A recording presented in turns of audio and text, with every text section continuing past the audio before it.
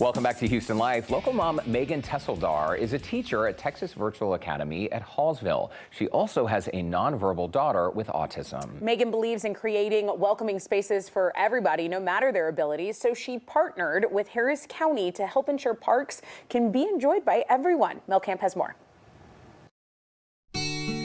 When Meagan Theseldar received her daughter Stella's autism diagnosis, it opened a new world.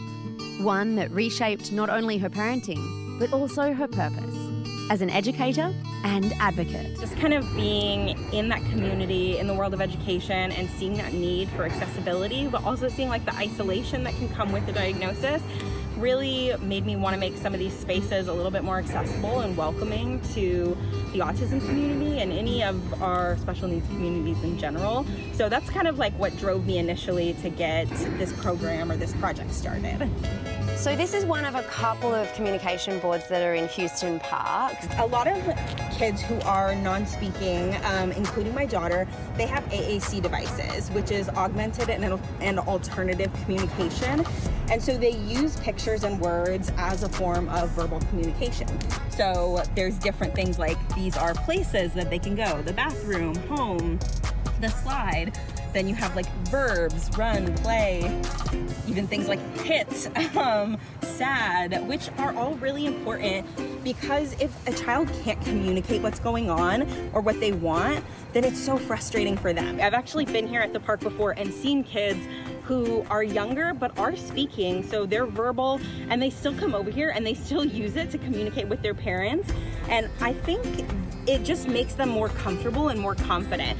There's also things like hurt, frustrated. For kids who have difficulty speaking or communicating reliably, this is a really helpful way for them to communicate their wants to their parents. It gives them a little bit of autonomy and they're able to voice their wants and their needs. So it works for so many different levels. Makes it easier for them to communicate, but it also just gives them that sense of self, and it gives them a voice if they don't have one in that moment. Meagan worked with Harris County to get the communication boards installed after teaming up with nonprofit Channing's Joy. I've talked to their founder a couple times, and she was willing to work with us and donate the money to do this. So I kind of worked with her to secure the funding first. The county was really willing to work with us, especially because we provided the funding. And so right now we're at 2, and we have hopes to eventually get them in every park. That's really like the long-term goal. This communication board here is at Russ Poppy Family Park in Northwest Houston. The other one is at Elizabeth Meyer Park, and it is a little bit farther over. It's in Champion Forest, and that one is a completely accessible park. It has Braille on their sign. It has Spanish inclusion as well. You know, I recently was on vocal rest. It was just for 5 days, but in that time, I realized being without a voice is actually not limiting. It opens you up to a whole rainbow of communication, and that was really fascinating. I realized how much I thought like speaking is the way we communicate, but it's only one way of communicating. Yeah. Be open-minded, and if you see someone struggling to communicate, don't assume that they're stupid or dumb or incapable. We always say non-speaking does not mean non-thinking, and really that's the most important thing is everyone communicates a little differently, so just be open to it. So we really want to just give an opportunity and another leg up to that community and just give everyone a chance to have their voice heard, whether it's through words or whether it's through writing or pictures.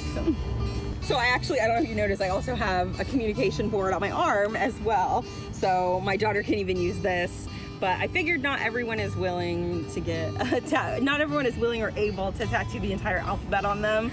So these were our next best solution.